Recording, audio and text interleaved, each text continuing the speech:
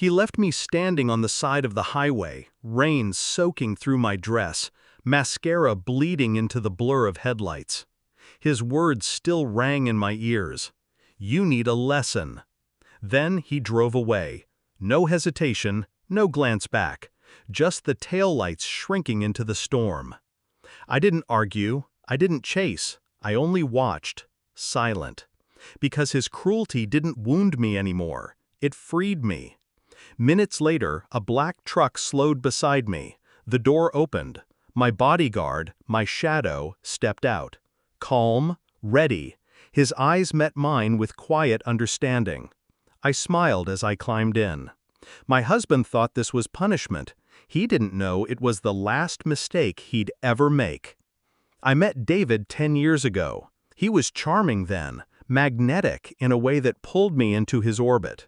He carried confidence like armor, and I mistook it for strength. He promised protection, love, a life where I would never feel small again, and I believed him. But somewhere between the vows and the years, charm hardened into control. Confidence sharpened into cruelty. What used to be warmth turned into cold silence, unpredictable anger, and punishments he disguised as lessons. At first, I excused it. Love is patient, isn't it? Love forgives. That's what I told myself as I stitched excuses over bruises. Bruises you couldn't see, but bruises all the same. The real fracture didn't come from his hand or his words. It came from his lies. I saw the first sign in his phone, careless, sloppy. A message, late at night, from a woman whose name I didn't recognize. Next weekend, same place. I didn't confront him, not then. I played the role of obedient wife, smiling, nodding, listening while my mind replayed that single message until it cut like glass. Then more signs came, missing hours, a new cologne, receipts for dinners I never tasted. He was careless because he thought I was blind. He thought I would swallow betrayal the same way I swallowed his cruelty. But betrayal does something different. It wakes you. It sharpens you. I stopped being his victim the moment I decided not to cry. Tears wouldn't give me back the years he stole. Rage wouldn't strip him of the power he thought he owned. Only precision could do that. So I planned. Quietly, strategically, with patience he never imagined I had. I hired the best attorney money could buy, not under my name, but through the trust my parents left me, the one David never knew existed.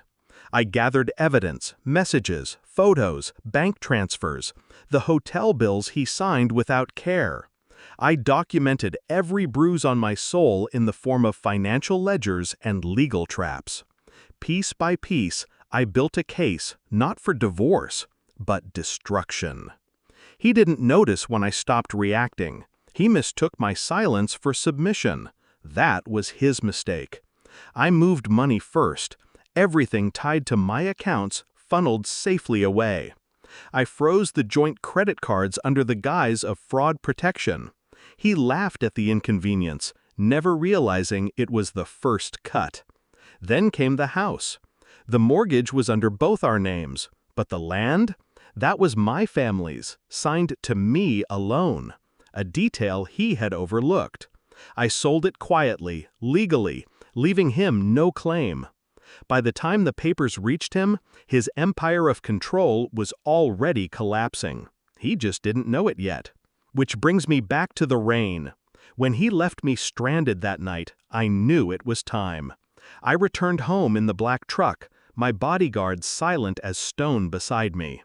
David was already inside, smug, pouring himself a drink like a king expecting obedience. "You think you can walk away from me?" he sneered when I entered. I didn't answer. I handed him the envelope. Thick, heavy. His downfall sealed inside. Divorce papers. Evidence of his affairs. Proof of financial fraud I had uncovered in his business. Enough to ruin him, legally, socially, entirely. I watched the color drain from his face as he flipped through each page. "You wouldn't dare," he whispered. "I already did," I replied.